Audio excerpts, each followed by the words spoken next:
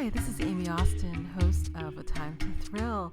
This month, I have the great pleasure of interviewing author Rachael Herron. I appeared on her podcast, maybe like a year and a half ago. We were introduced by some mutual friends. Who knows when? Maybe 2019. That sounds about right for everything these days. 2020 is a wash. And I think Rachael is sort of fascinating.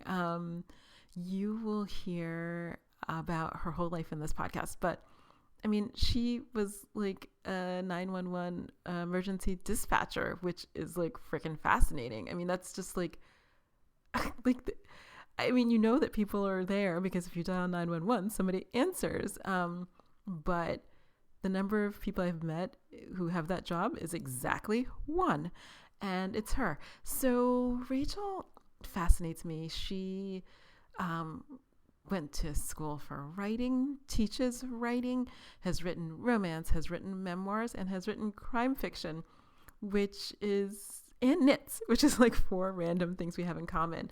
And she's so lovely and delightful to speak with because she has thought a lot about writing, the writing process, and it's sort of interesting to get a perspective on that because I guess I must think about writing and the writing process often, but maybe not every day. Because every day it just feels like sometimes a job and you just do it. I don't know how much I spend time thinking about it when I'm actually just doing it. But Rachael has thought about it and does it. And I really like her books. I'm going to link to them in the show notes. But she writes crime fiction differently than I do. But it's riveting and fascinating nonetheless. There's so many things, like even in this book, but I don't want to talk about it because I hate spoilers and I wouldn't want to spoil it for any of you who happen to read it. But she's a great writer. She has some new books out and she'll talk about all of these in the episode and they will be included in the show notes. So this is such a great interview. I love speaking with her. And I know that you'll love hearing all about her life and times and writing. Without further ado, author Rachael Herron. Hi, this is Aime Austin and welcome to A Time to Thrill. Today I'm so delighted. I'm sorry, I get so excited. I'm talking to Rachael Herron. Hi, Rachael. Hello, Aime. It's so nice to talk to you. I'm so glad to be here. I am so excited because I have to lead with a story. I normally don't do that, but there's a story I have to tell you. And then I have so many questions that I want to ask you about everything. But I will start with the story. So I think I did your podcast. I feel like in the end of 2019 or the beginning of 2020. Yeah, somewhere it was pre-pandemic, I'm pretty sure. Yes. I know I'd come back from Hawaii, or Houston. I traveled. Well, I used to travel a lot. So I had flown in from somewhere and I did the recording. So actually, I just got divorced. I'm so excited. I shouldn't say that out loud. Congratulations. I'm so excited. But I have been trying to get divorced for 2.5 years, but I've been dating in the meantime. So on my dating profile, I have writer. I mean, I have my real job, author and whatever, the other stuff on it. Yeah. Single mom, I like to travel, whatever, the things that define me, which is only 3 things. And I also like to eat a lot on there. So with that I left off. But, and then I have to exercise a whole lot too. And nobody's interested in all that. So I don't write under my real name. And somebody I dated briefly, like at some point asked me what name I write under. And I always told people because I didn't think it was a secret. Like it's not a secret, right. It's just my name is so hard to spell that I can't even with it. And but I've had it my whole life and it is what it is. So there was this guy I dated briefly and he was like, I love your energy and all this other stuff. And I thought, you don't really know me well. Like, I don't understand like your love of my energy or whatever. Uh-oh. Here we go. So then I was like, I don't understand. So at some point he was like, oh, I think I'm falling in love with you. And he's like, I fell in love with you ever since I saw that video that you did. And I Oh was my like, God. what video? So I've done other interviews, like, and there's some I wish would die, because like one of them I did like right after I gave birth, and I don't look good. I'm gonna be Oh straight up frank. I just look like a chipmunk or something. no. So in blue, God sake, I don't know what I was thinking, but I was also nursing. Like, it's just a mess. So not a great idea. But I guess he had looked up the video of the podcast I did with you on YouTube. Oh my And gosh. I know, right? And so he was like, oh, I fell in love with you when I was watching that video. And I thought, oh, in the future, I'm not going to tell anybody my pet Yeah. name. Okay. Stalker. Well, yes. So that had to end because of that obvious personality flaw. But, which, but the thing is, like, I'm not famous or anything, so I can only imagine, like, this may be a book. I can only imagine what it's like if you're on TV and then you meet people, because they already have this perception of who you are Yeah. without ever having talked to you. Yeah. And that would be so strange and awkward and uncomfortable. It's really weird. Yeah. And I don't dislike the interview. Like, I, like myself, it's my story, it's who I am. But I was like, oh, in the future, we're not going to discuss that up front. Good for you. Good for you. And I'm glad you know that now. but it was the one I did with you. So I was That's like, so funny. wow, okay. Good to know. Okay, so I have like a bunch of questions for you. Yay. But first, are you really moving to New Zealand? Yes, we are. I'm so jealous. Okay, for many reasons I'm jealous, but okay, go ahead. Yeah, we're just over the United States, completely over it.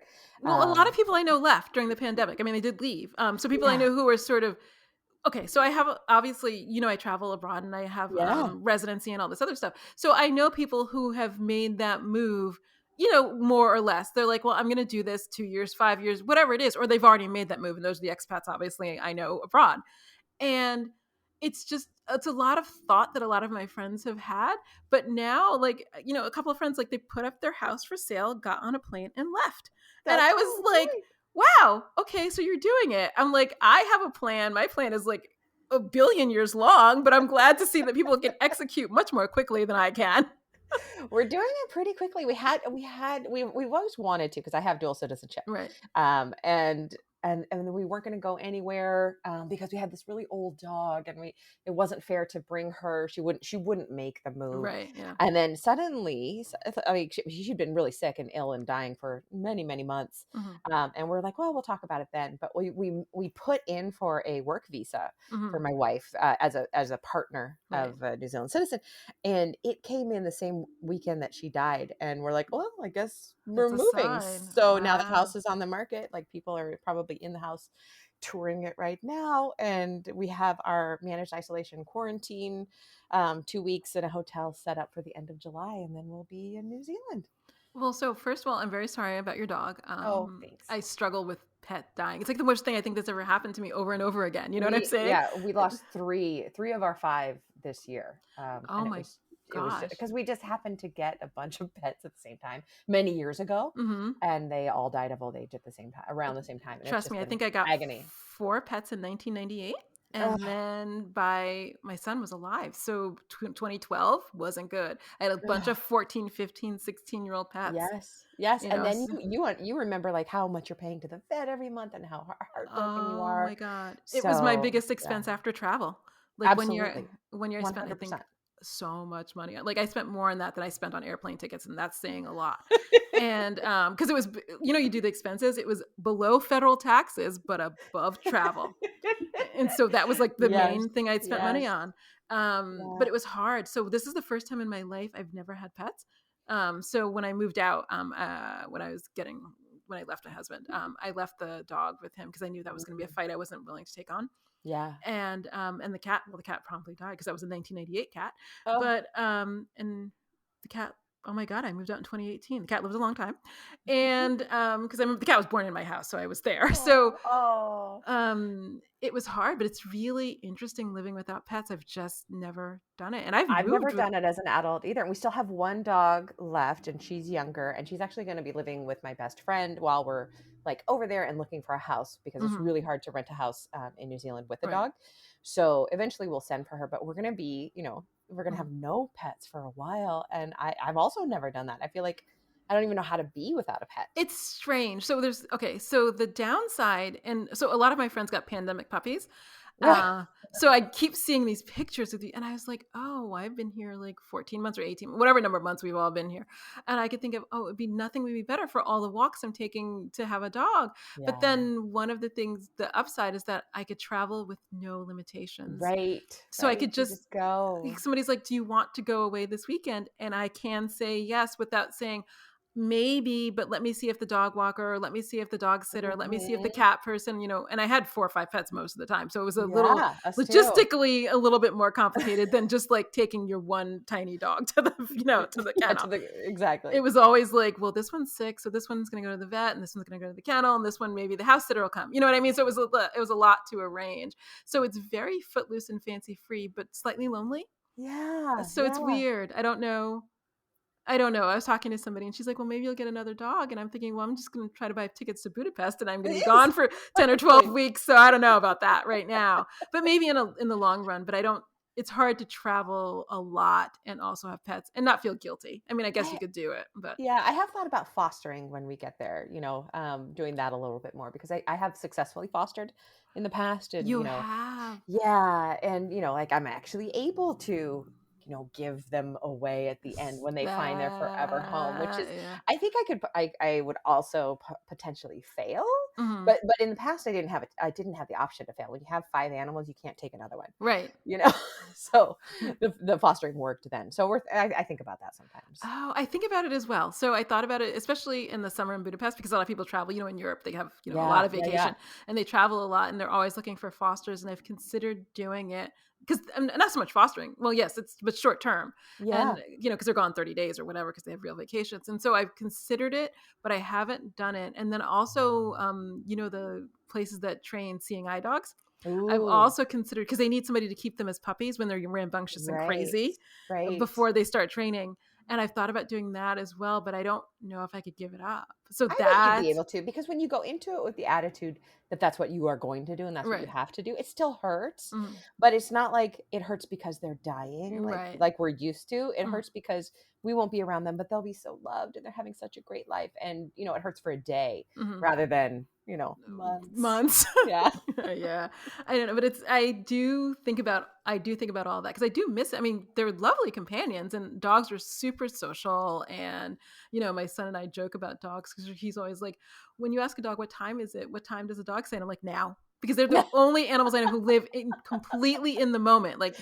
What time is it now? What are you doing now? It's like they're all about the now. That's adorable. With no thought about the past or future, like they're except for eating. But you know what I mean? But they're like, they're all in with you. You're like, you want to go out? They're like, yeah.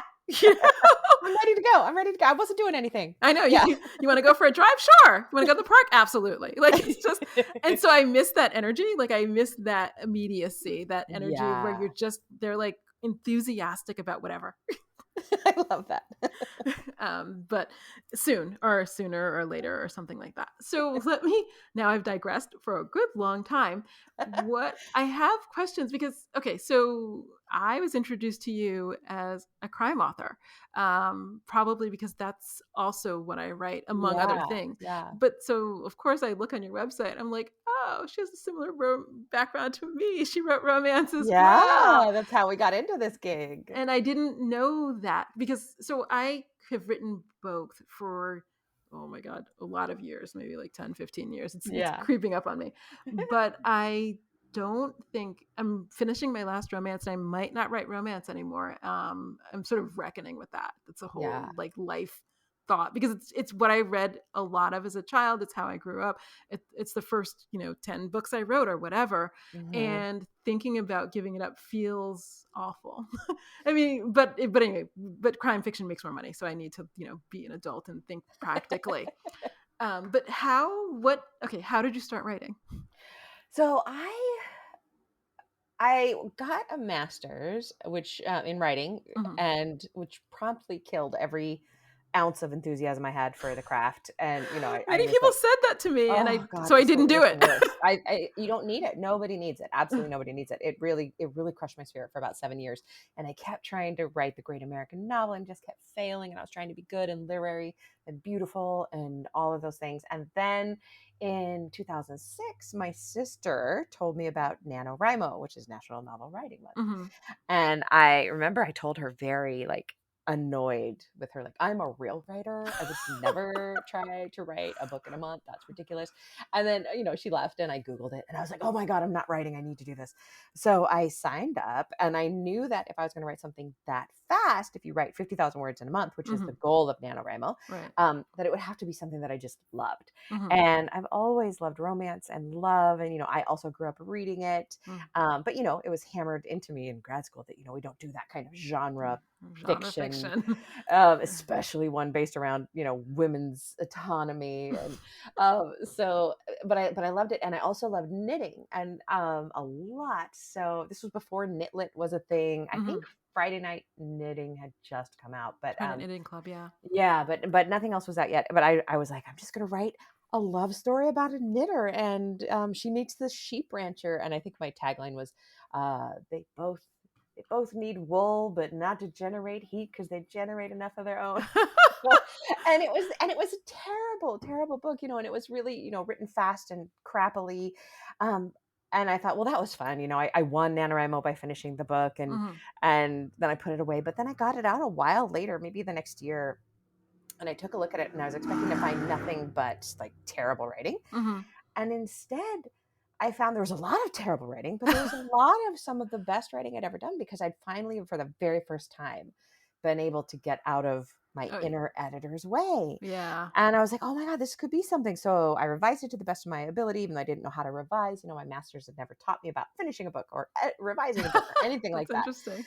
But I managed to clean it up enough, and I sent it out, did a query letter, doing this all by myself. I didn't know any writers in the industry, and had never heard of Romance Writers of America, any of that. And but I got an agent, and she managed to sell it in a 3-book deal at auction to HarperCollins.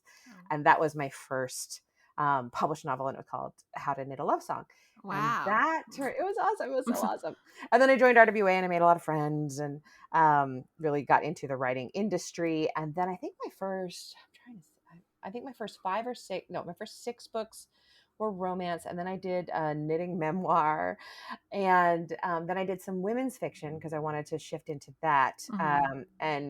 And basically, so I always like to say that I'm an international bestseller, because I am. I internationally sell very well, but I bomb in the States. I just can never make money in the States. So all my, my Australian publisher, Random House and Penguin, before they merged, they would hire me to write more books, but I just kept losing contracts in America because the books weren't selling. So I continued to write romance for Australia for a while I was trying to do new women's fiction for the States. And then and from that, because I was writing for Australia, then those books I could self-publish everywhere else. Oh, right. They were doing all the editing and the contracting and all that, but so that's how I got into self-publishing. And then I continued to self-publish romance on my own. I wouldn't offer it to, any country, and just did it on my own. And then my agent, we just kept talking about, what do you love to read and what do you love to write? And I was super interested in crime fiction. I love to read thriller. That's my thing. And so under R.H. Herron, 2 years ago, I had stolen, no, I guess it was a year and a half ago, I had Stolen Things come out. And then just last week, I had Hush Little Baby, the second from Penguin, it came out. So that's my second thriller, domestic thriller. Oh, I'm sorry. I did not know that. So I read Stolen Things. I read it last week or the week before. Sorry. It comes and goes. There's other stuff going on. So, Of course. But it was so interesting. So, okay. So many questions. Let's go back to what do you like about crime fiction? Well, let me say this. So when I was growing up, I'll read anything. I still read anything. I'm not that picky. So I'm the worst I'm the worst reader. Like I'll just read it. What is it? Or Sure, the I'll read it. Like best reader, I just perhaps. literally don't have a bunch of filters. So, Yeah. so some things appeal to me. Okay, I don't read fantasy and I don't read sci-fi, but I have, and I might Yeah, again. yeah. Who knows? But what? Okay, what were the first crime fiction books that appeal to you? Way back when I was a kid, I loved the Mary Stuart Gothics. They Mm-hmm. were, the really kind of almost, verging on horror, creepy, Yes. 70s Gothics. And then, I'll never look uh, at rocks and big houses the way again. I always exactly, feel like I'm on the exactly. coast of Maine and it's dark and who knows what's going to And happen. she's going to go down those stairs I towards the know. beach, and then Why? down there and all the rocks is where it gets real bad. Oh. And I like the feeling of being scared by reality. I will also read horror, but horror to me is kind of at a remove. Like I'm not scared of the monsters or the ghosts or the demons coming to get me because, I live in the here and now. And, sometimes I like to read that, but I really like to be scared by things that really could happen. And I feel like for me, there's this, and I feel like for a lot of readers, there's this level of satisfaction that if I can see the bad thing happening to somebody else, then it's not in my house, and I'm watching it happen to somebody else. And I know that my doors are locked. Right. And I love that about it. And I kind of, just in the same way that I love making romance readers cry, Mm-hmm. I love scaring the crime readers. Oh, wow. This is not at all what I get out of crime fiction. Okay. Oh So, yeah, I like to evoke big emotions in people, and then what I really like to do is fix it. mhm. So all of my books have this, and I can't help it, and they all end in like hope and love and family, and a lot of times mother-daughter relationship. But I really like to break them first. Wow. Okay. This is not at all how I write. Okay. This is not at all how I think. Okay. Trying to put that in my head because I write for a completely different reason. What is your reason for writing crime fiction? I want the vindication. Oh, see, and I don't have any of that. I just Nope. want vindication because a lot of bad people do bad things and I want vindication. But I also, my books do not always end on a hopeful note, which, Oh, so interesting. bad things happen to people and it's just bad. Like, it's just like, so Yeah. I was talking somebody, okay, so I get a lot of reader emails, but they ask mainly about two characters. One who was in foster care and it didn't go well, and Mm-hmm. one who was sex trafficked and it didn't go well. Mm-hmm. And people are always asking me like, what happened to them? And I was like, it doesn't end well. Like, does it? Yeah. That's not a story that you're like, oh, and then tomorrow she was president. I mean, I don't know what to say. Right. Like, Right. that's like they need a lot of therapy, and hopefully they can like eke out some semblance of life. But I Of don't peace. think Yeah. so, whether or not the people who did that get punished or whatever that's actually not why I'm writing. I'm writing for a completely different reason. So it's just interesting because that's not what I read for. I read mainly because I want to see the crazy, but I don't want to live with the crazy. And yeah, and I think that's really similar to like I want the scary, but I don't want to live the scary. Right. I So want to see it. I don't write books. Actually, I don't read generally about sociopaths or psychopaths because I Hmm. don't. There's no why, and so that's I don't Right. do no. Right. If there's no why, then that's just random happenstance, and hopefully you've Yeah. read like Gavin de Becker's Gift of Fear, and the hairs rise on your head, and you lock the door. You Exactly. don't walk down the steps toward the rock. So, but I'm always about the why, but I never thought about being scared because I don't like to be scared. So Stephen King, as a kid, I could like that's like one eye open kind of book, like and then I put it down and then I can't sleep for 3 days. So I literally stopped reading them because I couldn't. Yeah. There's nothing wrong with the writing. I was just like, well, I can't be scared like this because I Yeah. can't sleep. You were So, taking care of yourself. Yeah. yeah. So I do. There's like, I mean, so with the filter, I learned to like filter some of those things out. But so what kind of crime fiction really appealed to you? Because the first ones I read that appealed to me were like Philip Margolin, like back in the day. I really liked his method of storytelling. Michael Conley, like a bunch Oh, of. I did love Michael Connolly. He was a big one for me. Mhm. Um, but really the things that pop out to me are really the books that have been written in the last like 10 or so years, written by women, and I really like the scarier the better. I just read and loved, and I'm forgetting the name of the writer, but it was Girl A, Mhm. which was just this premise of these kids locked in a house as they were growing up and being abused, and it was just one of the most terrifying premises that I could think of, and I just couldn't put it down. I for some reason, if it goes real dark, Mm-hmm. I want to be there. And I don't know what that says about my psyche, um, but yeah, the ones that do put women in jeopardy, that do put children in jeopardy, and, you know, and I hear a lot of that from my readers, like, well, if it's got a Right. child in jeopardy, I can't read it. And I'm Right. like, I totally support you in that. You shouldn't read it if this is going to make you feel uncomfortable as a parent. But I like to go there. So So yeah, do you read Karen Slaughter then? Because at some I never. point Oh, you know, I I read one a while ago, and I liked it. I remember, but I can't remember which one it was.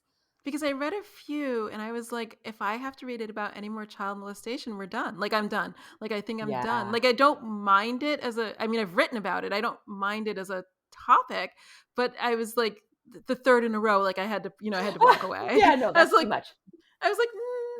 I don't. She was a small town. Well, I'm not getting into a doctor and medical examiner like her main character. So, but it was a small town. I was like, Yeah, well, this small town seems crazy, that's just like and I too don't like wrong. Yeah, it. yeah, And yeah. this is too many children being hurt. I'm sorry. And I Um, definitely have to put up that filter with myself. Like, I'll generally read one really, really scary, awful book where awful things are mhm, happening, and then I'll have to read 3 or 4 palate cleansers. You know, like, the lighter women's fiction is mhm. generally what I do. Or I also love my other passion, and what I teach at Stanford is memoir. So I just love memoir. So that's basically what I'm reading in between reading the scary books. Okay, I have 1,000 questions, but let me ask you this. So, do you read like ton of French then?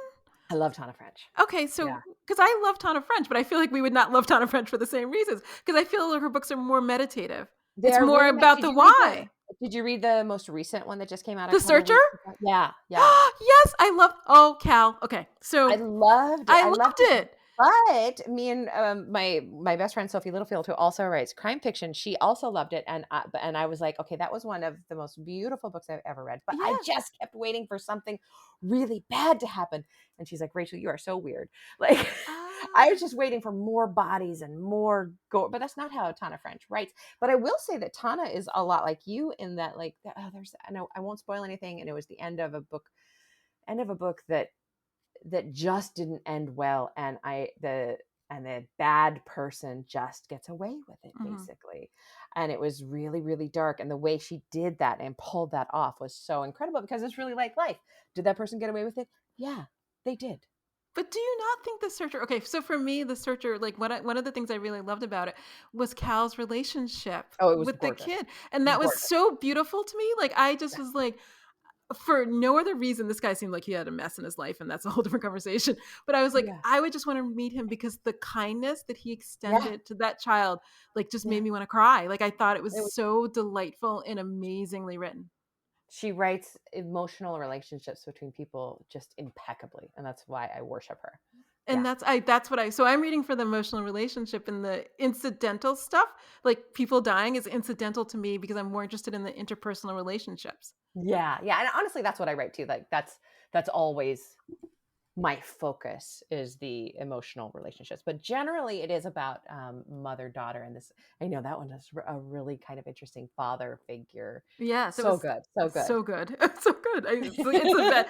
I can't tell you how much I loved it. Like I was just like I Yeah, normally try yeah. to get out of bed and not read. So I read in the morning a lot, and then I was like, as the time creeps up, I need to get out of bed. And that one, I didn't get out. I was like, well, I'm just gonna read just a little bit more and just a little bit Well, more it's because I research like too. Cal. It's work. It's work. I always tell myself this is work. That's how I try to think of it. Okay, and then memoirs. Okay, I'm gonna skip memoirs for a second because I have many questions about that. Women's fiction. So women's fiction is about the interpersonal relationship. So what are Yeah. you looking for in women's fiction? Because I know what I'm looking for, but I think from what from the way women's fiction is marketed, I'm starting to get the I'm starting to believe that perhaps I'm looking for something different than other people. Yeah, I'm looking for, I guess what I'm looking for and what I love to read are people who are damaged in some way, and then finding themselves, but on the way finding family. One of my core themes is Uh, always chosen family, okay. and people really, really rising to challenges, and falling in love with each other, and not in a romantic way, but just Right. really, really loving very, very, very hard. And that is actually, that's my wheelhouse. That's my core strength as a writer. Mhm. And it's really funny when I do write thriller, basically, I write a women's fiction novel, and then my agent and or my editor says, okay, this is great. This is women's fiction. Now take out half of the relationship stuff and add some more scary moments. And then I'll do it. And they'll be like, okay, good try. Now take out some more relationship and add some more scary. And that's how I write a suspense novel. Oh, this is so fascinating because, okay, so There's a lot of revision. I love women's fiction. I've only written maybe 4 or 5. I'd have to think about it like in too much detail right now. But I love the damaged women. So I just Yeah. that I could read and write that all day, every day for the rest of my life. For some reason, that is so juicy, so fascinating, so much to delve into. But and so I do worry sometimes. Not worry. Okay, the people who write me and read my books do not complain. However, when I was writing the last book, it's not out for many months, but the last thriller I wrote, I started to feel like I was dipping my toe into women's fiction like far too much. I was like, I'm up to chapter 7 and that like I know, right? And I was like, well, we know the guy died, right? But she's at this dinner with her best friend, and this guy's in an abusive relationship, and she's dating this guy, and it's not going well. But there's a crime, right? That's exactly how I write my first drafts. I just forget to add all of the thriller suspense. And but and that's the thing about writing. I am firmly of the belief, and I think we might have talked about this, that like revision is where the magic is. I write a crappy first draft, and then I can turn, and not that I ever have, but I could turn a sleepy women's fiction into a high stakes fantasy if I needed to. I can revise anything into anything else, but that crappy first draft has to be there first. Oh, that's so interesting. So let me say this. Since my readers don't complain and they continue to buy the books, what I've come to the determination, at least with that series, which may end, I'm still on the fence about that, but I wrote the 10th book with a satisfying closure, I feel. Ooh, I'll hear back later in like the end of the year that they're not satisfied, but that's not yet. But I like the intersection. So what I want, I'm trying to think who writes like this. Maybe Tana French. No, Elizabeth George also writes like this. I want an ongoing story with people with deep interpersonal relationships and also maybe a death. And then some social commentary. So I think I've come to be okay with it. So it was my first murder mystery. Let me tell you, those are hard to write. I would never want to write one. I just don't think I can. I'm not smart enough. I don't think I'll do it again. Like I had to have a chart. Yeah, I would have to have that too. I would have to have a lot of long conversations with plotting help, like just to figure that out. No, I'm not a plotter. And I had to. Me neither. Yeah. I struggled with it. I actually had to write out the murder timeline because I was like, how am I going to figure out what happened unless I know what happened? And that took that was like a week. And I was like, this is not words in the book. I was like, but I need to know what happened because I can't just say somebody killed something. You think it's one person and it's really another person, and it's instead it's this third person, but I can't pull that off unless I figure out that they were all actually there and capable of murdering the guy. So that was I might not do that again, but it was but I needed but he had to die. So I needed to do that, but it was interesting. But I still wanted to talk about my main character. Her name's Casey, but her inability to have a successful relationship and her growing finally self-esteem.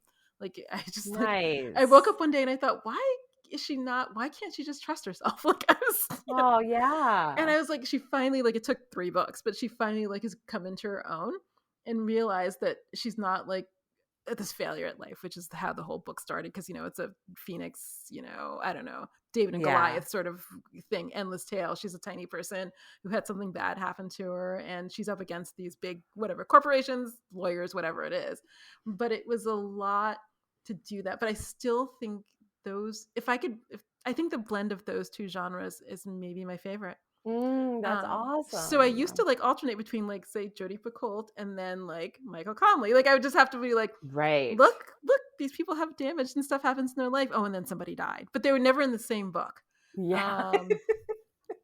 But the older I get, the more I seek out books like that. And I think that there are more novels that are either British novelists, Irish novelists, or novels written for that audience that blend that a little bit more than maybe American novels do. Do you read Val McDermid? Speaking of the UK, Only she's incredible. Yeah, only 2, because I had to read them for there's a trivia contest I'm not going to get into that I do, that I have to sometimes prepare for. She does a really good job with the mixing, like, like Tana French, just Mhm. mixing the emotional with the scary. Okay. So now I want to ask you about memoirs. So last year, so I have another pen name, which I will not mention because they were completely separate. Um, and I wrote a memoir in years ago, a couple of years ago. Uh-huh. And it it started out as just a way to entertain my friends. So I would have these weekends and then I'd write what happened and then entertain my friends. And then, but most of my friends are writers. At some point, they're like, Right. you could just make this a memoir. And I was like, oh, that's an idea. But what is it? Okay, so I'll say this. I wrote the memoir. And then this year, so in 2020, I started 2 podcasts. This one, and the other one is me reading the memoir and then talking about it from the future. Oh, fabulous. I love that. Yeah, but it's mortifying or Yeah, yeah. excruciating because you're like, who was that person? They let her out in the world. Somebody should have locked the door and just kept that locked real tight. But that's what makes for great reading. Really tight. So, but what is it you love about memoir? Because I do like them, like Glass Walls, like Jeanette Walls, yeah, Glass Castle. Yeah. It's one of the ones I love the most of the last 20 years, I guess, at this point. That's a great. I've taught that a couple times too. Mhm. It's perfect. The thing I love about memoir, I think, is that it basically is, if the writer's doing it well, it is just like a novel. Mhm. But they're choosing to frame an aspect of their lives. And I love that you mentioned the Glass Castle because, so when I'm teaching story structure. I'm teaching traditional story structure. So, Right. You've got to have your inciting incident, your context shifting midpoint, your dark moment. And I had one of my students challenge me. She's like, okay, that's great, Rachel. But, like, we read the Glass Castle. I don't think that's in there. And I challenged them to come back, like, go find the inciting incident, go find the midpoint, go find the dark moment. And they came back in with their Post-its in the book in all of the right places. And even if Jeanette Walls didn't do that on purpose, because some people don't, they just automatically do storytelling. Yes. Oh yeah, they do gorgeous story structure just because they understand it internally. It's all there. And I love this is how it works. I teach it in the extension course at Stanford and sometimes at Berkeley. And generally my students are people who come in and they want to tell the story of their life. Okay. And the reason I love teaching memoir is that sometimes I'm teaching writers, but sometimes I'm just teaching readers who love reading, who want to talk about their lives. And I get to talk them out of writing an autobiography because nobody wants to read an autobiography. Right. We want to read a memoir, which is a carefully crafted story Right. that supports an argument and a theme, and a character arc and a personal transformation. And then I get to see that happen. And the best thing is when, then some of them have self-published and then they send me the book and I put it on my shelf of students' books and they get their story out there. And it's really, really wonderful. So did you read? Yeah, I'm sure did you read? I assume you read In Education. Yeah. Because I think that's that's not the last memoir. It's the last one I remember right off the top of my head. That's a great book. Yeah, it was fascinating to me. It was fascinating, but I will say that I think she, so for Educated, I think she did a really good job of crafting it with story structure. However, and I don't know if you felt this, I feel like I was always still an inch or two away from really knowing her. Yes, like there was a certain level of distance. Yes. Yeah. And I wish that hadn't been there. Yes, I think, yes. But I get it. Like, I get it. Yeah. So I'm doing this podcast. So I haven't read it, like, I don't sit around and read my books. I got other things to do with my life. So I have been reading one week. It's like weekly things. It's a year, but I've been reading each chapter simultaneously, like not for the first time because I wrote it, but it's been a couple of years and I've been reading it and it's just, I wish there were more distance. Like at some point, because I had to do, I was doing promotion for it recently, and all I could think of is I had to call a friend, and I was like, "She's gonna read the book," and she was like, "You sold a lot of books. Like, what do you mean?" I'm like, "But it's never about me." Like, you know what I mean? Yeah, but that means you did it right. If there's so little different distance that you are incredibly uncomfortable, then that is the book that a reader wants to read. That's a book that a reader wants to lean into. Yes, but I don't know how. So look, when I've seen the interviews, I can't think of the woman who wrote An Education. I saw a few interviews, but when I watched the interview, Tara Westover. that's it. Yeah. When I watched the interviews, because I'm always looking for, so after I read the book, I was on like YouTube or whatever it was looking for interviews because I did want to know more because I felt that distance. And I was like, well, let me just dive in more, see if I can find out some more. You know what I mean? Yeah. But I get it. I get the distance because it's a little easier. Like I think if I had to talk about it's excruciating. And then even I was reading during the pandemic, I read Hillbilly Elegy. Because apparently I'm the only person in the world who didn't read the book when it came out a gazillion years ago. So I had some time to catch up on books, and I was reading that, but that also has a little bit of distance. I agree. And it was more political than I thought it was. So I didn't pay it. I try to keep myself away from hearing about books before I read them because I feel like people spoil it. So I had no idea. So then after I read that, then I was Googling again. I was like, let me see the interviews because I didn't realize that it stood for a certain moment in time and the election and all that. Like I thought it was specifically what it was until I got to the end and I was like, oh, this just took a turn. But I understand distance, and if I had to do it over again and I wasn't living in the moment, I would probably write it with more distance. And I thought about it when I had to send it to this interviewer. And I had to call a friend and I was like, okay, so I'm going to send it to her. And she was like, okay, calm down. I was like, but she'll know, all of that. But all I could think of is if I did it over again now, I would write it with the distance. Yeah, I would say that you might lose something from that though, because like, I think that, reading Tara Westover and reading Hillbilly Elegy, like those, I read those with almost a voyeuristic lens. Whereas if I read somebody who is being their ultimate vulnerable self, that has the power to transform me as a reader, as a person. And that's what I really want. I learned this from Jennifer Traig is one of my favorite memoirs. She's written Devil in the Details. She writes about her scrupulosity, OCD. And she was actually who edited my memoir, Life in Stitches, and for Chronicle Books. And I would send her these essays that I was writing. And they were, I thought they were great essays. They're so good. And I'd send them to her to edit. And then she would basically circle the one sentence that I felt the most scared to write, and then she would say, get rid of the rest of the essay. This is where the essay is. This is where the heart of this is. And I was like, oh damn it, I didn't want to go there. I didn't talk about that. But that's what people want. That's what has the capability to transform another human being. And I think that's gorgeous. And I'm glad you did it that way. That's so interesting. So I will say this, and then I won't talk about it anymore. But like at the end, so the editor, like, she sends it back to me at some point. Who knows? Time. And she was like, this was quite the cautionary tale. And I was like, what are you talking about? Like, it seems all normal to me. Like, I didn't like nothing, right? And so that's funny. In the rereading over the last few weeks or whatever, when I've been doing the podcast weekly, all I can think of is, she should have said that a little louder for the people in the back. Because like, I get it now, but to me, it was so immediate. Like, it was me. Yeah. So I was like, what are you talking about? I'm a rational adult. I went to school. Like, I pay my bills. I don't drive like a crazy person. But now in retrospect, I'm like, oh God, somebody should have kept her from the world. That's hilarious. I love that. So I have to ask about Life in Stitches. So I knit, but but not, well, let me not say this. I knit often. Okay, in my head, I'm an occasional knitter, but I knit a lot, according to my child. But that's mainly because I can't sit still.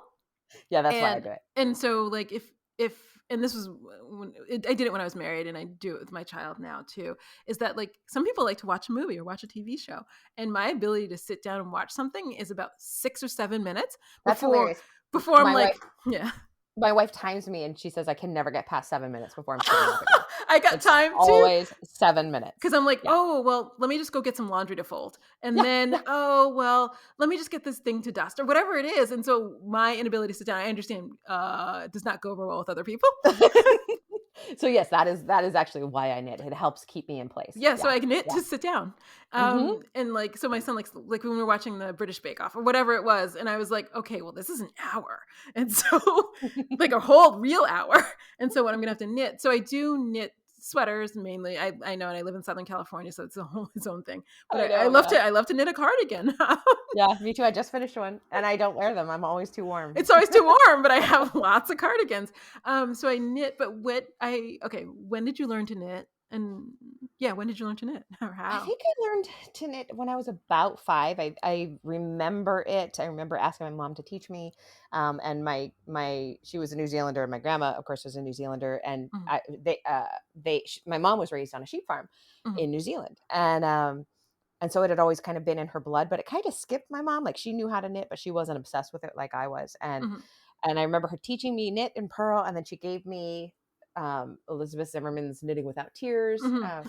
and I just kind of read my way through then. And it was just always something that was with me, but it really got big with me when I was in my 20s.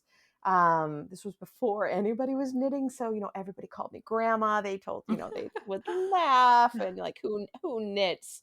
And then, of course, the internet came around and Right. everybody started knitting, and it's been awesome since then. But especially because I have pretty strong ADHD, and the emphasis is on the H of the hyperactive part of the Right. ADHD. So it's just directed fidgeting. That's all Yes, it is. that's exactly. Yeah.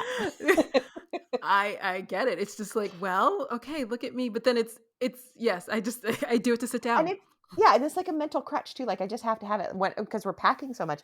I don't even knit that much, because I write so much. Mm-hmm. That's really what I do. Right. I don't knit like I used to, but I need it for like a security blanket. And in fact, this morning I realized that I'd accidentally packed every single project, Oh. and I had to be in a meeting that was a couple of hours long, and so I ran to the yarn store just to buy. I didn't even care what I'm casting on. I just bought some yarn so that I could have it in my hands to Right. to settle my nerves. Right.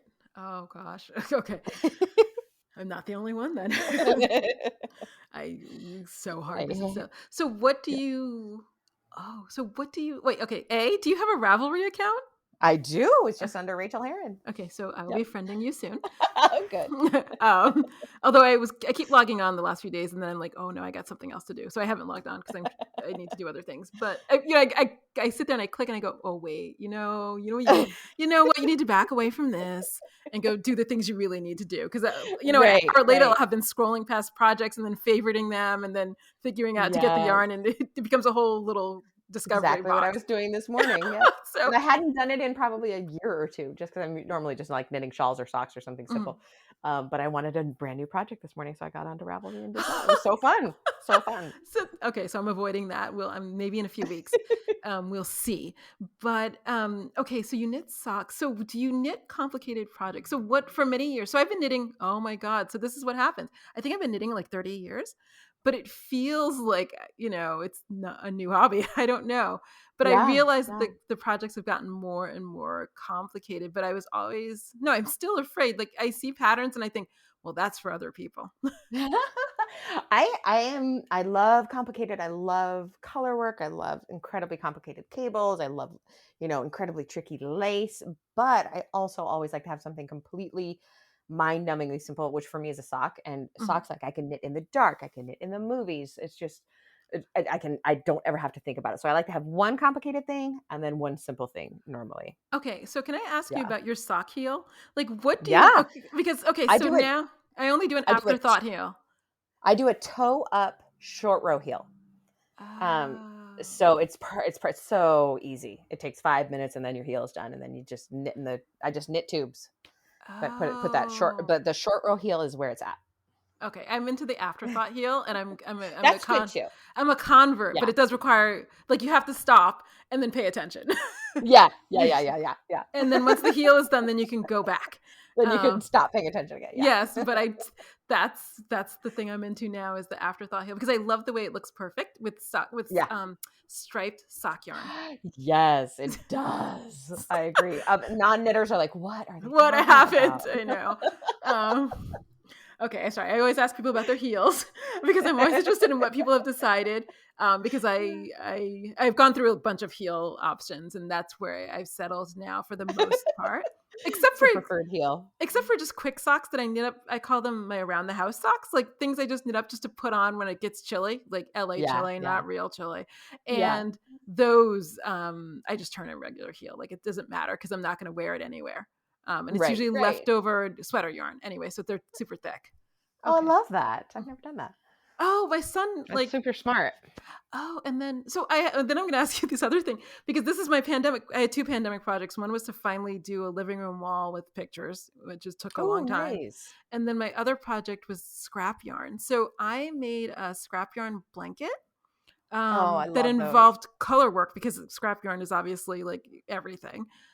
Yeah, But what do you do with your scrap yarn? Because at some point I had 3 or 4 boxes, and I was just like, this yeah. is what? We This is have ridiculous. in the Bay Area, we have this great place called the Depot for Creative Reuse and Recycle, and the only thing they Oh, take is craft stuff. oh. So I am a person who likes to get rid of stuff, and I'll just take all of my scraps down there. Or I'm even worse. I'm even worse. Like when I was cleaning out for the New Zealand move, I just found project after project of stashed yarn. Like when I was in Mhm. Iceland, I bought Icelandic yarn to do this Lofi Yes. sweater, and then I just donated all of it, all of it. I'm going to New Zealand. They have yarn there. Yes, they do. I imagine they do. Oh, this is so funny. So yeah, I'm a big donator. Oh, I wish.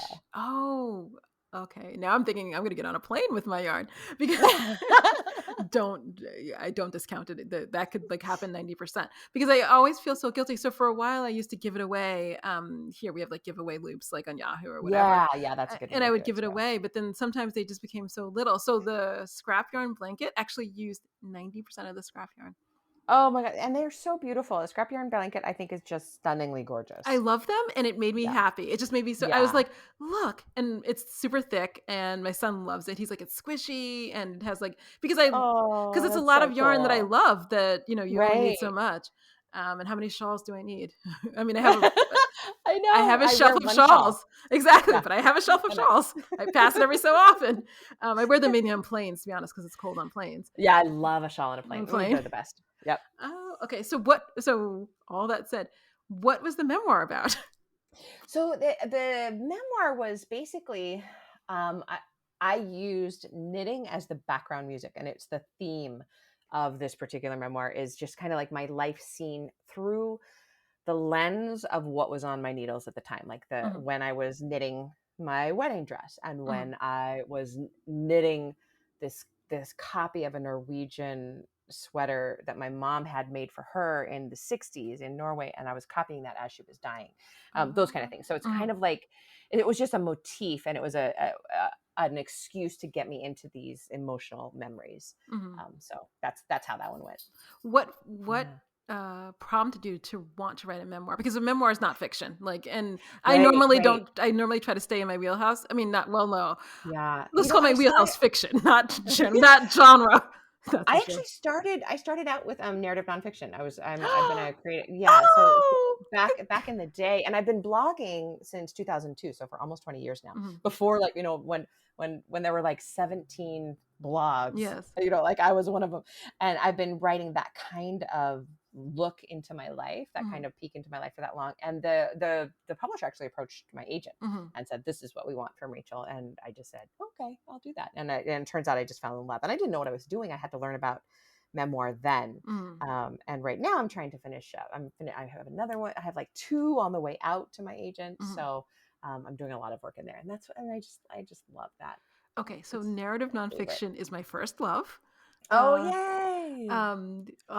so this is what made me not get an MFA Yeah, good for you. That was a good choice. because I think the last professor I had I'm not going to remember the class. Of course, I'm going to forget this. But it was a narrative nonfiction course, and okay. So okay? So let me say this. I started out like being a Studs Terkel fan, because that to me was fascinating. He wrote about work and stuff like that in Yeah, Chicago. yeah, yeah. But there's so many. That was my first love.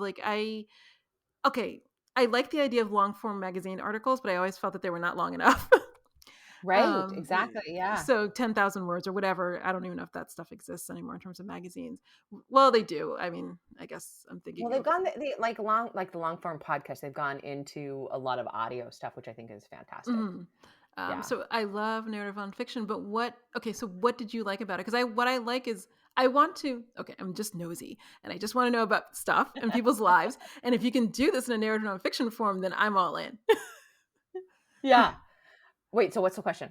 Oh, what narrative nonfiction got you hooked? Because I don't think it's a thing that people read generally. Yeah. Maybe? I don't know. I don't know. That's a really interesting question. It was, honestly, it was when I was a kid, I would read like Irma Bombeck and back then the only kind of narrative nonfiction that we really had, because memoir hadn't exploded as a genre until like No. early 90s or Yes. late 80s. So the only kind of narrative nonfiction we had was the humor, Garrison Keillor and Irma Yes. Bombeck. And I think that was probably my way in, but it wasn't what I was looking for. I was looking for someone who would really blow my mind with their vulnerability and let me know that in sharing their shame, it was okay for me to be the human being that I was. And that's what I wanted. And it was interesting, and it was a process of discovery with the blog that, I would blog, lots and stuff, I'm doing this, I'm doing that, writing about my life. And then I would blog something about debt or about depression, and the blog would blow up. So I learned, those were the ones that would go viral. Right. As the more vulnerable I became online, the more people leaned in to listen. And that's when I learned, the whole Brene Brown experience of like, when you speak shame, it can't survive when it is met with empathy. And that's what it's met with. And I think that's what I love so much about it. And there's just so much great stuff out there now.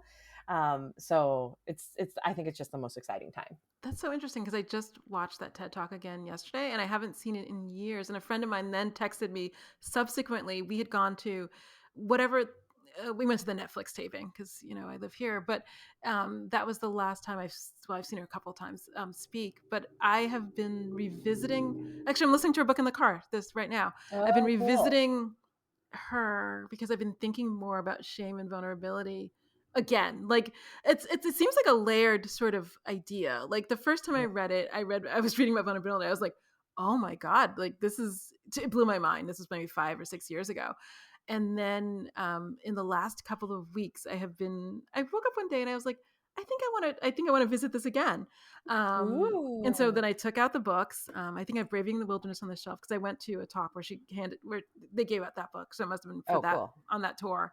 And then right now, I'm starting from the beginning again and thinking a lot about shame and vulnerability, because shame can't survive. It can't survive the light. And it's just so interesting because I have a friend that's going through a shame spiral. Like I won't talk about it, but it's just, I'm watching it and it's just. But she's not alone. That's the thing, is that nobody does this stuff alone. People have gone through what she's going through. And the more she learns that, the better she'll feel. Right. But I don't think that she's at that place yet. So I just have to sort of step back. But I've been thinking a lot about how I want to live. I was thinking to somebody the other day, I just want to be able to be brave and be vulnerable. Like those are the two things I'm aspiring to now. But those are beautiful. That's absolutely gorgeous. But I do. So I've been rereading because when I first read her books, I wanted a more prescriptive approach. I'm going to be frank. And I was like, okay, but can you give me 3 bullet points on what to do tomorrow? Right. And they're not those books. And I kept that was a huge struggle for me in reading her. But now that I'm reading her again, I'm like, oh, I don't need a prescription. I just need to understand the underlying concepts, and then I can live accordingly. And also you have the superpower of being a writer. Like we are able to express ourselves in writing in a way that non-writers are not able to. And I just don't know how anybody processes this stuff without writing. I thought about that. I thought about that because I had to write something down, and I was writing something to someone, and I was like, I can express everything I want to say in writing. That's not a problem. Speaking, but but at least I have that tool to be able to express things in a succinct, cogent way that, Right. deals with And that's, empathy and compassion. That's yeah, exactly. That's how, and that's actually how I get to what I know I believe. I have to write my way there. I don't understand it until I write it.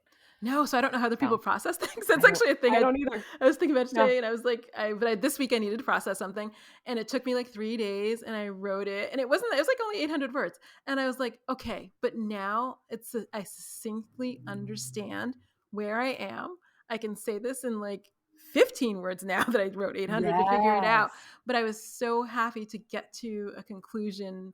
It's just about compassion and empathy, the same things, but it's just specific. And I was like, look at this. I have reached a conclusion, and Exactly. I feel good. I feel Yeah, good with it. exactly. Thinking yourself out of a box. So what, oh, there's so many, oh, okay. Oh, so many questions.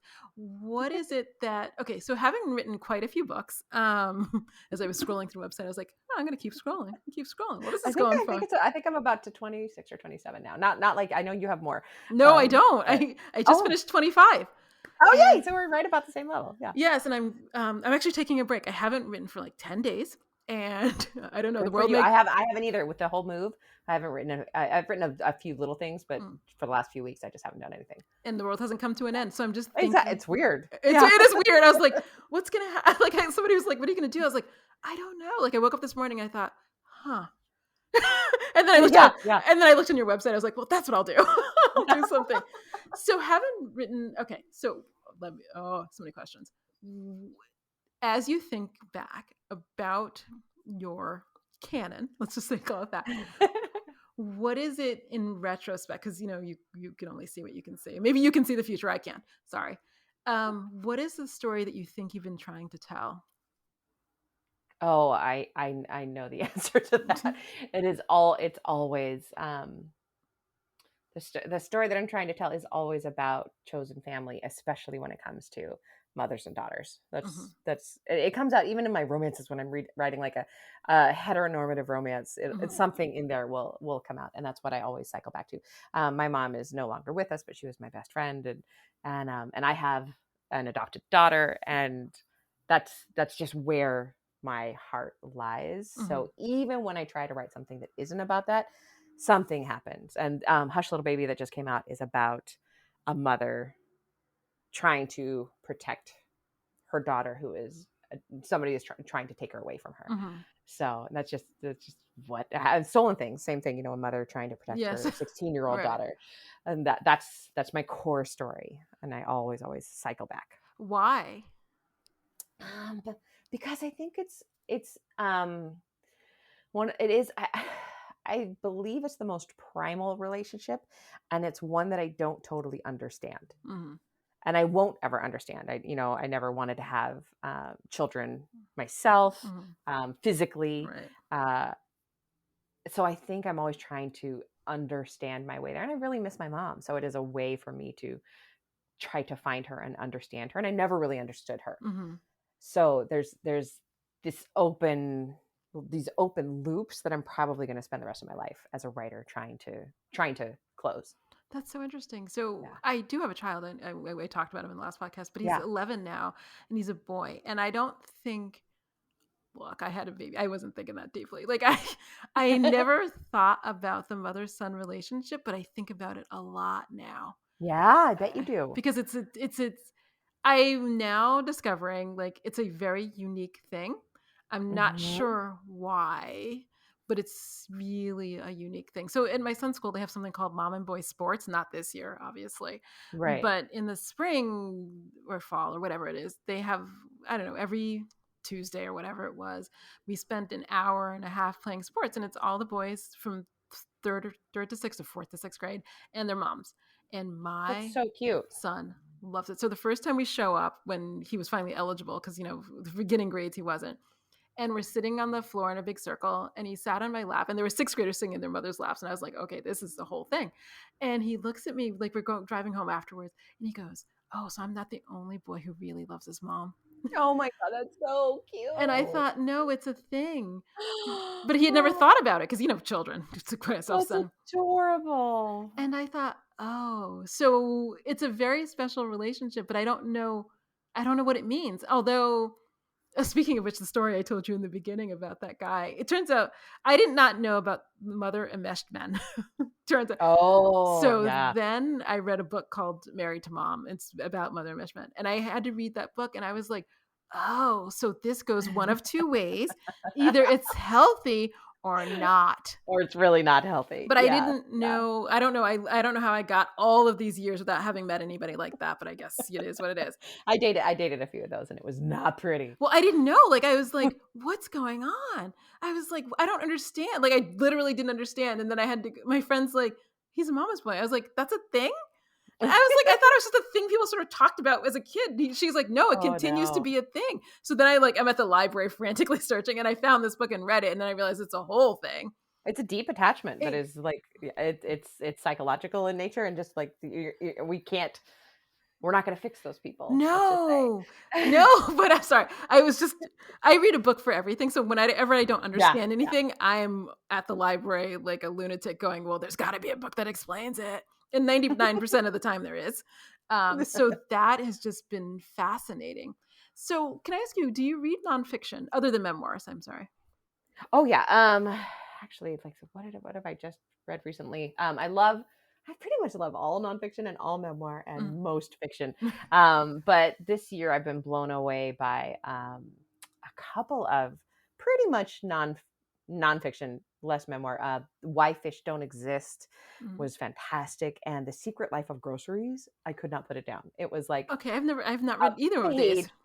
The Secret Life of Groceries just blew my mind, and it's a deep dive into what happens at the store and what is going on at the grocery store and what is going on in the trucks and the suppliers and the chains, and it's incredible. So what I do is I just keep my eye open for incredible reviews of books, and then I throw them in my wish list and I get them from the library or I buy them.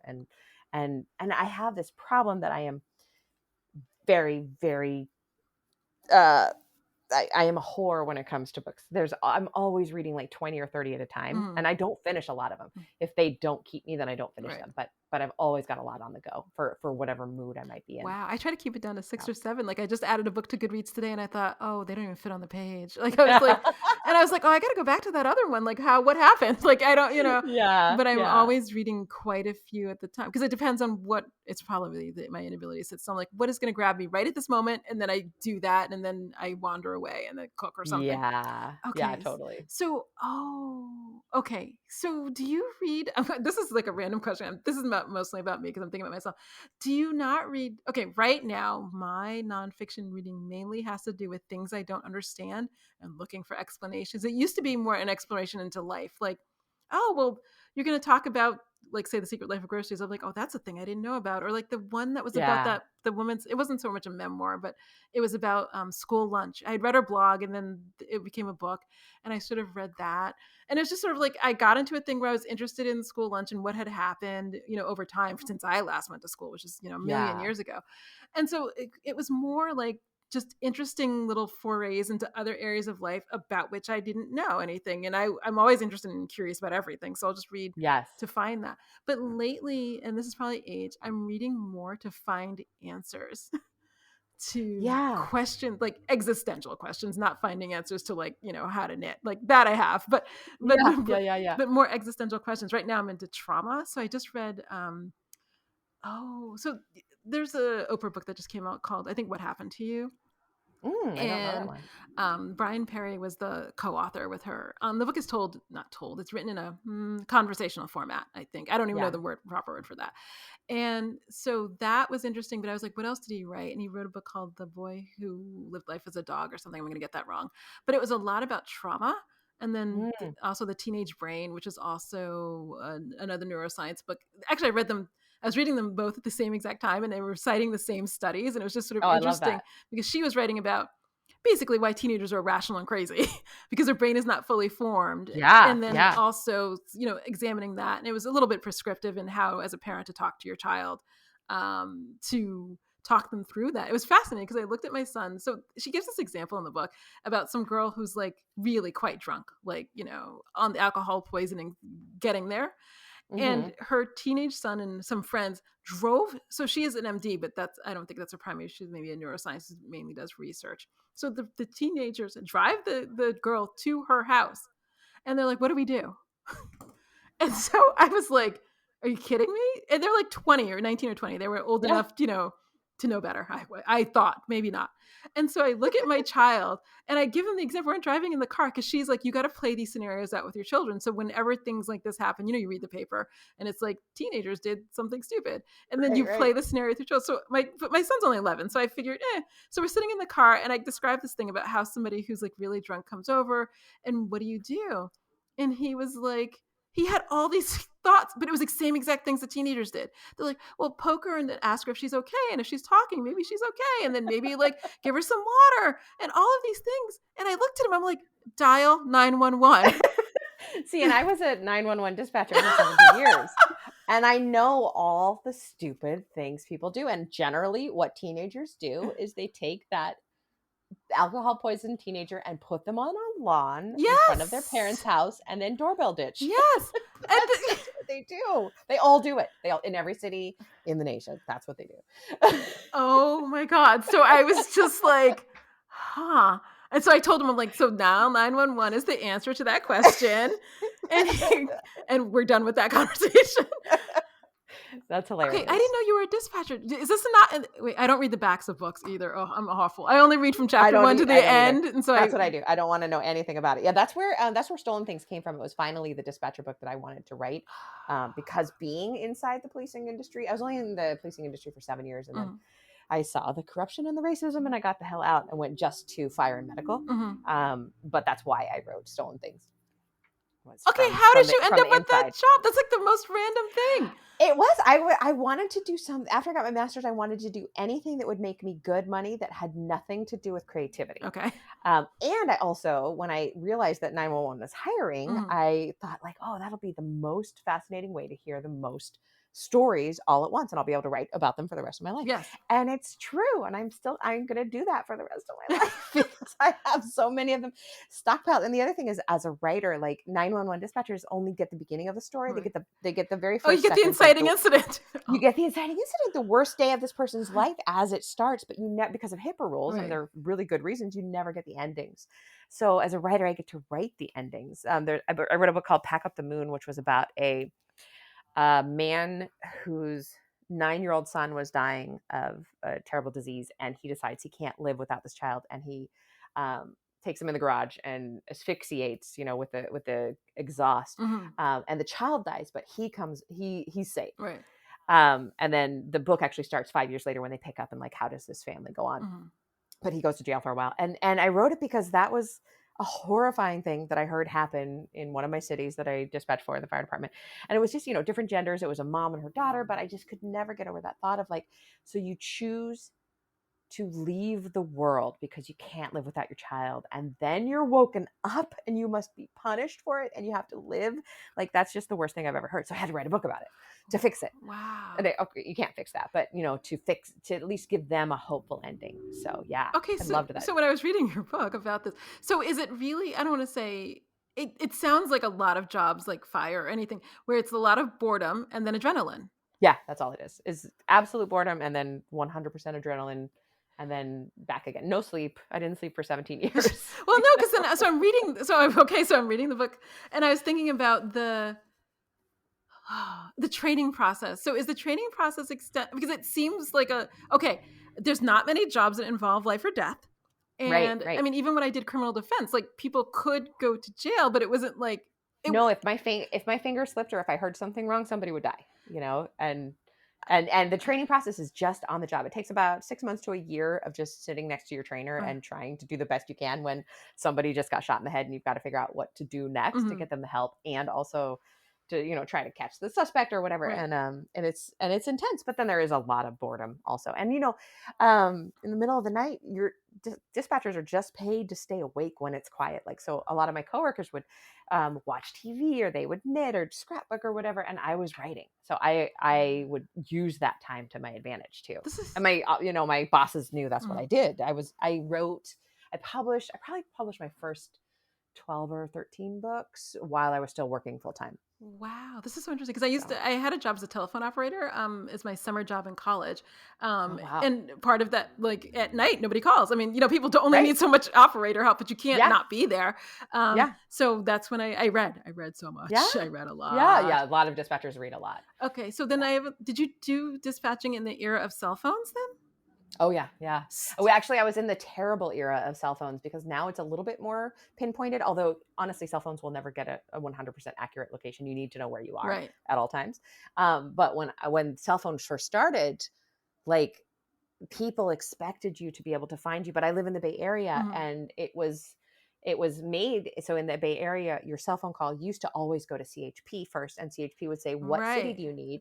Because every dispatch agency is different. Like for this city's got one, this city's got one, and then they would transfer you. But CHP, you could be on hold for 5 to 10 minutes before they would be able to answer your phone because it was so busy. So people would be screaming and literally dying unable to get through on their cell phones. Is it better now? Like I literally don't know.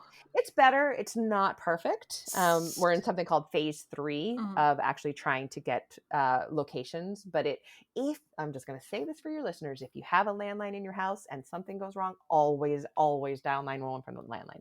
Always. I just plugged it in during the pandemic because I couldn't figure out the plug configuration because it was mucky. Yeah. And don't even think about using your cell phone if you have a landline. If you don't have a landline, like most people don't, I don't have a landline even, then this is my PSA. Have programmed into your phone the 10-digit emergency number for both your police and your fire, which is going to be fire medical, which is probably going to be different. So for me, like I had this medical emergency. I had taken this, I was really sick at the beginning of January and they gave me some painkillers that really messed me up. And I had to call 911 because I was having chest pain.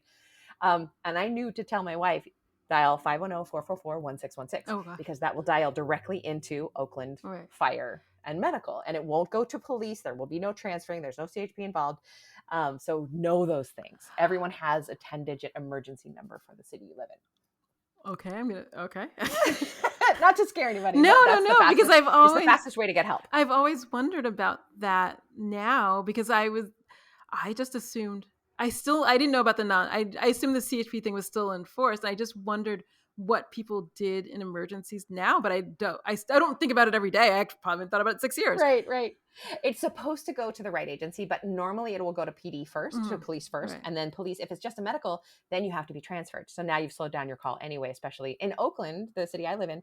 That again can be a 5-minute hold if you call 911 and it goes to Oakland PD. Wow. So because we don't have a fast so I live in the city of Los Angeles, and the response time is not fast. I'm going to be honest. I think it got down from 14 to like 12 minutes, and that was good. Oh, that's well. We have traffic and it's spread out. I mean, I don't know what to say to you. Like it is what it is. So, but then the lag. I hadn't thought about the lag time of the call before you get to that. And I mean, and that was just such a heartbreaking thing to deal with these people who like, my husband hasn't been breathing for 6 minutes now and nobody could tell me what to do. And they're so upset and they're so furious. And all you can do is heartbreak and give him the CPR instructions and hope that he makes it. But Okay, so I thought my job was hard, and maybe it wasn't. No, I mean, I felt a lot of pressure when you're waiting for a jury to come back with a verdict. That's also pressure. But I'm different. I've been a full-time writer now for 5 years, and I sleep at night every night. It's the best thing ever. I'm so glad I don't do that anymore. Do you miss? No. I don't miss a single thing. Honestly, the calls were never stressful. You just kind of get used to them. But the thing that was stressful is spending that much time in a dispatch center. And for the last 5 years of my career, I lived in the firehouse. So we worked 48-hour shifts. Oh. So I would work for 48 hours and then I would have 4 days off, which was great for a writer. Right. But during those 48 hours, though, you're living with roommates. I'm living with all the firefighters and the other dispatchers, and past 22. Yeah. No, I don't want to do that.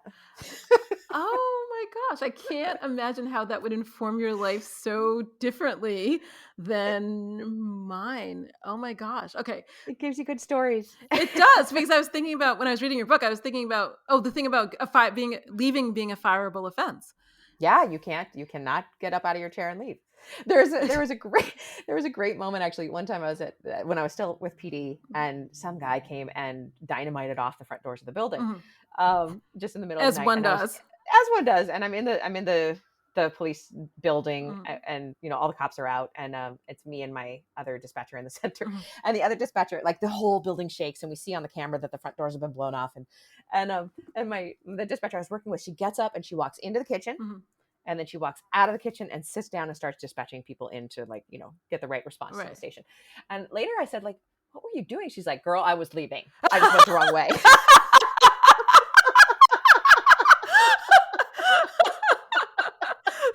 And I never forgot that. I was like, well, good, because you would have lost your job. But that's the human response. And I have a human response to disaster. I don't run toward it. Like firefighters and police officers are a weird breed that they, like hear the explosion and they run toward it. A normal human being runs away from it. And I still have that response. That's fascinating. Okay, so I have to thank you so much for doing this. It has been it's been so fun to talk to you. A pleasure to talk to you. I wish you so much luck with your move. I have so many questions, but I won't ask them now because most of my friends who've moved abroad, the biggest issue is the container that they're going to put their stuff in. We're just taking 60 small, like book-sized boxes, and we've gotten rid of everything else. And most of those boxes are books or like my journals. But everything, we're going with one or two suitcases each. I think I could do it in one suitcase. My wife's going to take two suitcases. Okay. Because I'm only here for 6-7 more years. God, it was like 6 more years. Like it was so many more years before. And I just looked up and time is just You're right. moving by. But I have a debate so I have a fully furnished place. See, we live like college students. Like our house was fully furnished, but it was full of junk, like Craigslist junk. Because we're kind of cheap and we were broke for so long. So it really was not a hardship to get rid of the old couch that like 4 dogs died on. So I'm really struggling. So my apartment, I'm going to be honest, is all like IKEA furniture because I had to furnish it in a short period of time for a bunch of reasons. And, but my real house is real furniture. And every night I think, is it really critical that I bring my real furniture? But I love it so. And if you love it, bring it. We found You Pack, We Ship, UPAK, is definitely the cheapest, and all the expats are saying the same thing. So I think we're getting it done for like under $4,000. Okay, I'm writing this down because I have to actually You Pack, We Ship. Ship my ex's stuff from the apartment, and if I can get there this summer, I don't know. I got to go look at tickets again. Then that's what I'll be doing, and it's one of those projects where I'm like, well, that's a project. It's such a huge project. Yeah. Oh my God. So, good luck. Congratulations. It was such a thrill to talk to you. Thank you so much for asking me. I really appreciate it. Yeah, I love talking to you. I wish you I wish you great things. It'll be spectacular. It will be spectacular. Thank you. Keep me posted on you. Absolutely. Okay, bye.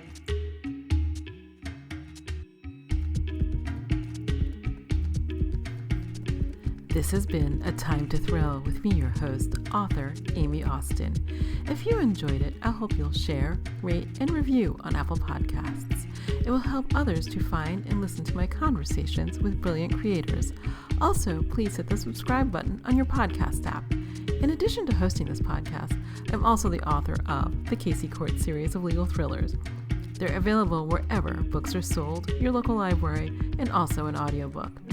You can follow me on Instagram at ThrillerPod, find me on Facebook at Casey Court Series or A Time to Thrill. Thanks for listening, and I'll be back with you soon with more great conversations.